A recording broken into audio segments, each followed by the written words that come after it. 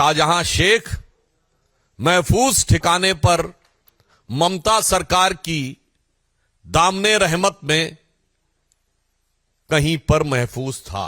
वह ईडी और सीबीआई के द्वारा गिरफ्तार न किया जा सके, वो पश्चिम बंगाल पुलिस की मेहमान नवाजी में चला गया है। हम बहुत स्पष्ट रूप से पूछना चाहते हैं कि तृणमूल कांग्रेस और इंडी गठबंधन दोनों जवाब दें कि शाहजहां शेख जो विक्ट्री साइन दिखा रहा था, इसका क्या मतलब है। टेक्निकल सवाल हमारा यह है कि यदि ईडी के हमले के लिए पुलिस ने गिरफ्तार किया है तो ईडी को हैंडओवर क्यों नहीं कर रहे हैं।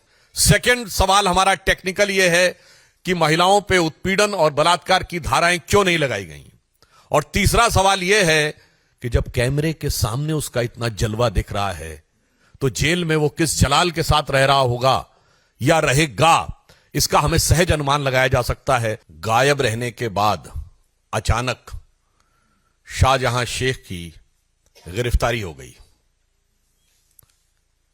अब यह सोचने वाली बात है कि जैसे ही कोर्ट ने ईडी के मामले में गिरफ्तारी का प्रिवेंशन हटाया गया, पहली बात संदेश खाली के विषय पर महिलाओं के अत्याचार की कोई भी धारा, बलात्कार या बलात्कार के लिए प्रेरित करने की कोई भी धारा नहीं लगाई गई है।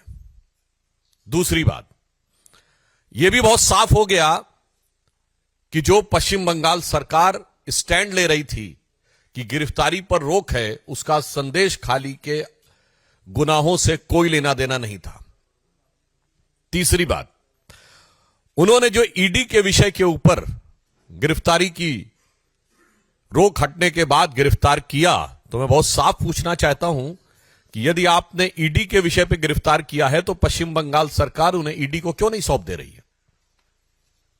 मतलब बहुत साफ है कि अभी तक इस बात को पूरे संदेह के साथ कहा जा सकता है, बल्कि पुख्ता संदेह के साथ कहा जा सकता है कि शाहजहां शेख महफूज ठिकाने पर ममता सरकार की दामने रहमत में कहीं पर महफूज था और अब उसे दोबारा हिफाजत देने के लिए, ताकि वह ईडी और सीबीआई के द्वारा गिरफ्तार न किया जा सके, वो पश्चिम बंगाल पुलिस की मेहमान नवाजी में चला गया है।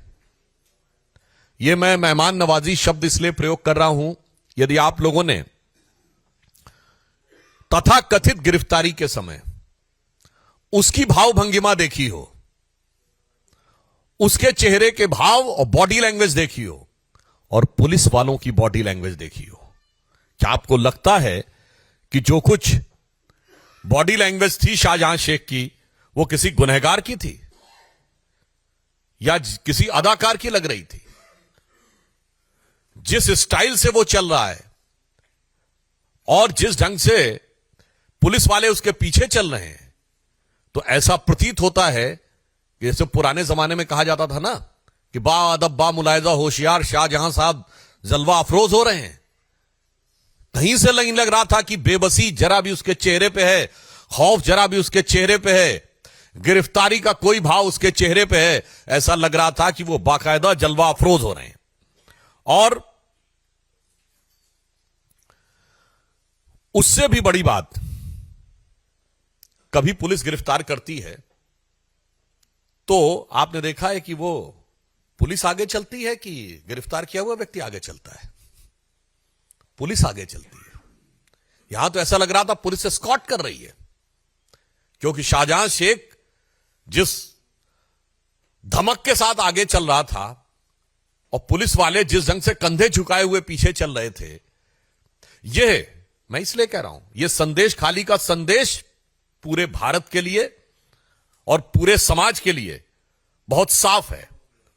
उससे बड़ी आपत्ति हमारा साफ साफ पूछना यह है कि जिसको ममता जी ने फ्लोर ऑफ द हाउस पे डिफेंड किया, वो अचानक पुलिस के द्वारा एक लीगल प्रोटेक्शन देने के लिए, यानी अभी तक उसे सेकुलर प्रोटेक्शन प्राप्त था, अब उसे लीगल प्रोटेक्शन प्राप्त हुआ है। हम बहुत स्पष्ट रूप से पूछना चाहते हैं कि तृणमूल कांग्रेस और इंडी गठबंधन दोनों जवाब दें कि शाहजहां शेख जो विक्ट्री साइन दिखा रहा था, इसका क्या मतलब है? किस बात की विक्ट्री? महिलाओं के ऊपर अत्याचार, दमन, उत्पीड़न, बलात्कार के द्वारा उनकी जमीनें कब्जे जाने को विजय बताना, यह वही बात है। महिलाओं पर यातना और अत्याचार को विजय का प्रतीक बनाना, यह मध्यकालीन मुगलिया मानसिकता का प्रतीक है। और 21वीं सदी में शाहजहां शेख और ममता बनर्जी की सरकार उसी को आज एक रूप में सामने दिखाई दे रही है। इसलिए हम बहुत स्पष्ट रूप से पूछना चाहते हैं कि टेक्निकल सवाल हमारा यह है कि यदि ईडी के हमले के लिए पुलिस ने गिरफ्तार किया है तो ईडी को हैंडओवर क्यों नहीं कर रहे हैं? सेकंड सवाल हमारा टेक्निकल यह है कि महिलाओं पे उत्पीड़न और बलात्कार की धाराएं क्यों नहीं लगाई गई? और तीसरा सवाल यह है कि जब कैमरे के सामने उसका इतना जलवा दिख रहा है तो जेल में वो किस जलाल के साथ रह रहा होगा या रहेगा, इसका हमें सहज अनुमान लगाया जा सकता है। और चौथा नैतिक और राजनैतिक सवाल यह है कि उस विक्ट्री साइन का क्या कहना है?